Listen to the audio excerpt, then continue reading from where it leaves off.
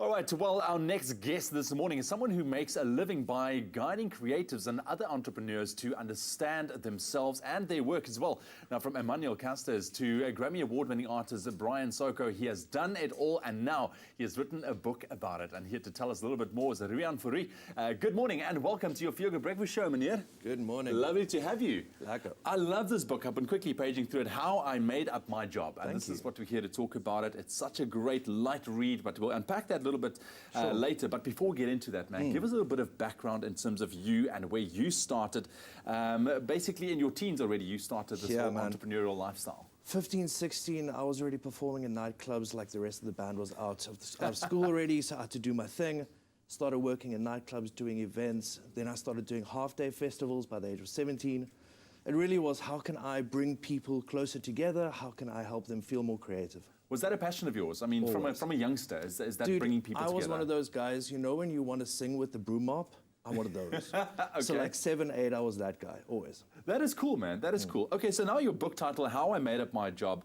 And in the job, I mean, in the book, you kind of unpack that, you know, the importance of finding a job that you love, you know, that resonates with you. And if you can't find it, make one up. Is that pretty much what the premise of that book is all about? I think that what it's about for me, and the undertone of what I'm really trying to achieve with the book, is that your profession and the way in which you make income gets to be a way of understanding yourself and what value you bring to everyone that comes in interaction with you. So in a way, finding your job is finding yourself.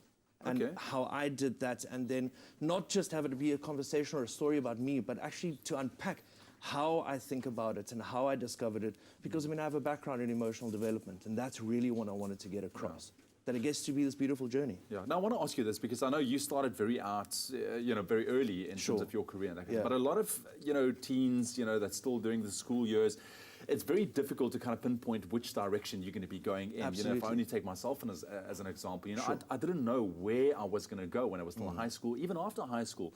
So is this something that could really help the youth specifically, kind of just figuring it out, living in the new day and age? Yeah, I think so. I think that it's. I'm hoping that it can be something that can be read by parents to better understand their children, as well as kids going like, I don't know what I want to do, man. Yeah.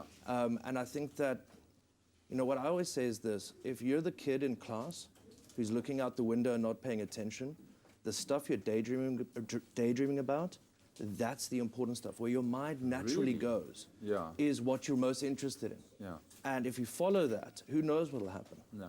And that is interesting because I think a lot of the times, I mean, you would be reprimanded for that gets sitting squashed out of us, our creativity and our intelligence and the stuff that really moves us. That gets squashed out of us. And the book is an invitation to focus on what's important, but find time, make time to explore yourself when it comes to what you really care about. Exactly. Explore, unpack the kind of thoughts that you have as well. Now, this book, I mean, you've narrowed it down. We were talking off air, the fact that, this is like a 500-page book kind of compressed. Why did you decide to kind of really make it straightforward and to the point like that? Look, for me, man, I wanted it to be accessible. I wanted it to be relatable. And I didn't want the book to be scary. If you go to a 16-year-old and say, read a book, the likelihood of them saying, listen, sure, is pretty low. Yeah. So I wanted it to feel friendly. It's thin, it's small, it's 10 pages per chapter. And I just wanted to feel warm. I wanted to feel like hanging out with me rather than I'm reading a business book. Yeah. You know what I mean? And I mean, with writing this book, I mean, how much emphasis would you put on entrepreneurship living in South Africa, like the way you see it right now? All of it, man. I think that we live in one of the most complex, beautiful places in the world. People ask me, do I think that there's innovation? And a lot of entrepreneurship is innovation. It's finding new problems to solve. That's it. They ask me whether that's prevalent in Africa, and the answer is more so than so many other places. Why? Because we understand our limitations so deeply. We are so attached to what we can't do, which means that we are more attached to our problems and challenges, which means that our natural creativity can blossom. Exactly, and that is what we are looking forward to in the youth that's supposed to carry this country forward. Riaan, thank you very much for joining us this morning. Don't go anywhere. We are going to be back with Riaan in just a little bit talking about this incredible book of his, How I Made Up My Job. Very interesting indeed. It's my Feel Good Breakfast Show. Thank you. What a workout indeed. That's the way to start your Monday morning. But let's turn it down a notch right now. We hang out with Riaan Fourie is with us this morning, and we're speaking about his book, How I Made Up My Job. But we're going to lay into a book a little bit more right now, but we also want to get the inside scoop from him about what it's like to be a young entrepreneur in Africa. Riaan, welcome back, brother. What's up, man? Yeah, man, that workout. Is that something that, cool. that would get you going in the mornings, eh? It really would. It really would. It looks tiring just looking at it, man. So let's talk about this. How I Made Up My Job, a great book, you know, saying that entrepreneurship, definitely something to focus on for a lot of youngsters. But how did you take that leap into entrepreneurship? Because, I mean, you started out as a youngster, and the world of entrepreneurship, it can be quite scary if you think about it. I think that it can, but I think for me, I was really, really lucky. So I was already in the environment that would accept me as an entrepreneur. And for me, really, the crux of it was I was asked to do a particular task. And instead of saying, I can't do it, instead of saying I'm scared, instead of saying I'm worried, I just said yes. And I think that once you yes yourself and once you yes the situation that's being presented to you, you're good to go, man.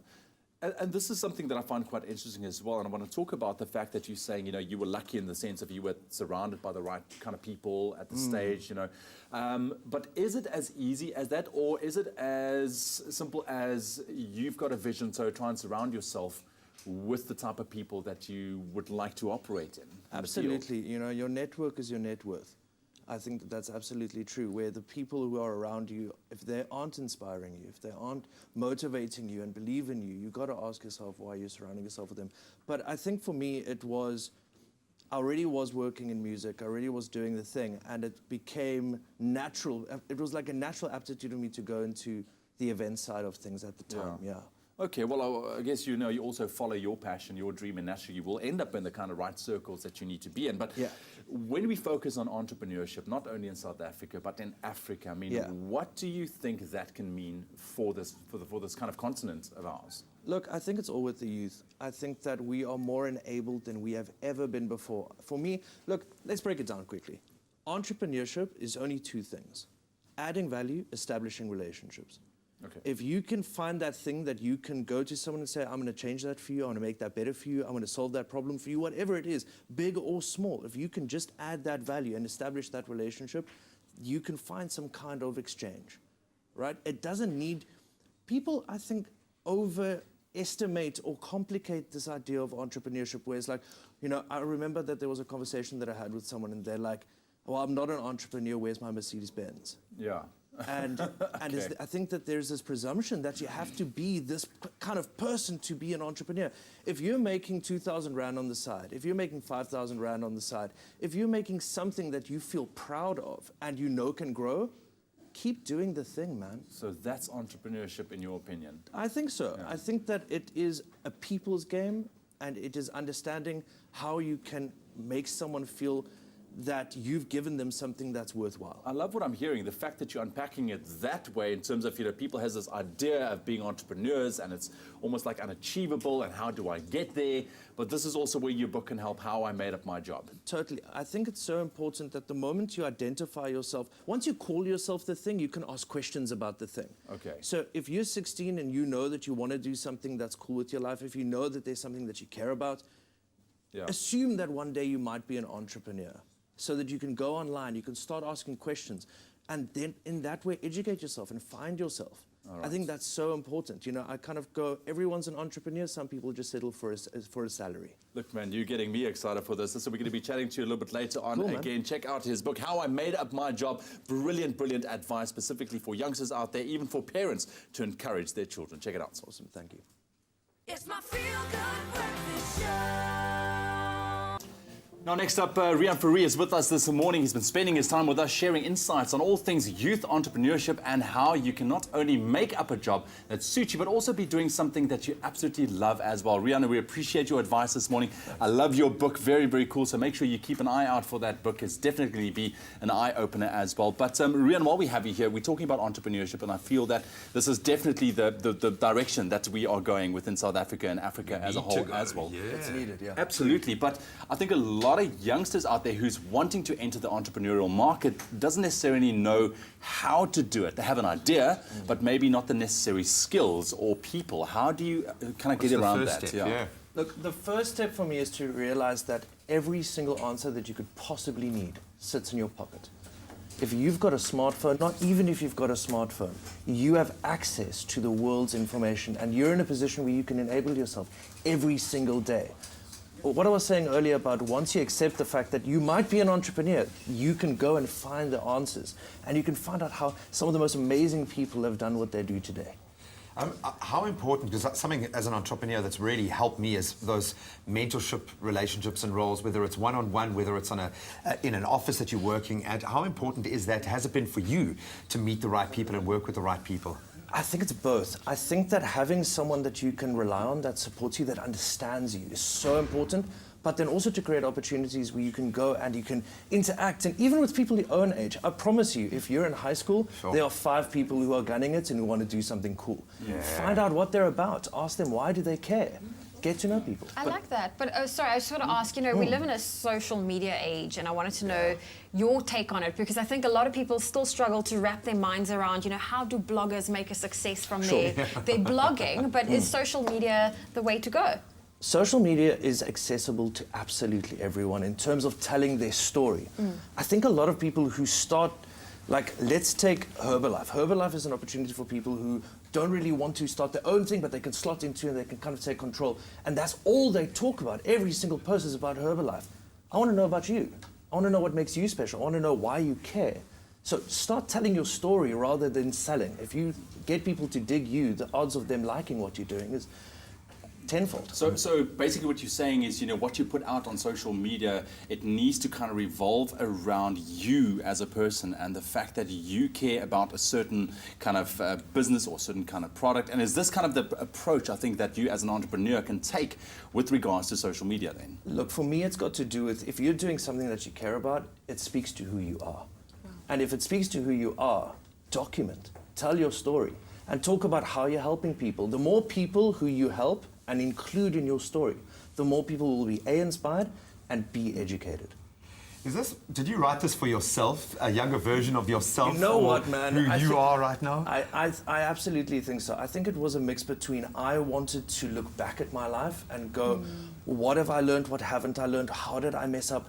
Now looking back, how would I have done things differently? But it absolutely is a, you know, that's that whole thing of like, you look back at yourself when you're 13, 14, like what would you need to say to that guy to make him go, it's going to be okay? I love that. So what is, just to maybe a positive thought to leave our viewers with today, just 1 or 2 top tips in an entrepreneurial kind of bubble, you know, what would you say to those guys who really want to go out and explore that? Cool. If you've got 2 to 3 hours every single day to focus on something that you care about, something that can give people value and that you can base relationships out of, spend the time. Stop watching whatever show you love, just for a little bit, focus on that. If you invest the time in what it is that you care about and the value that you can add, you won't know what can happen if you don't. Yeah. Sure. I love that. Guys, powerful. I love that. Riaan, thank you very much, man. Cool, man. Thank you. I love that. Keep watching Expresso for more inspirational tips. I love authentic people.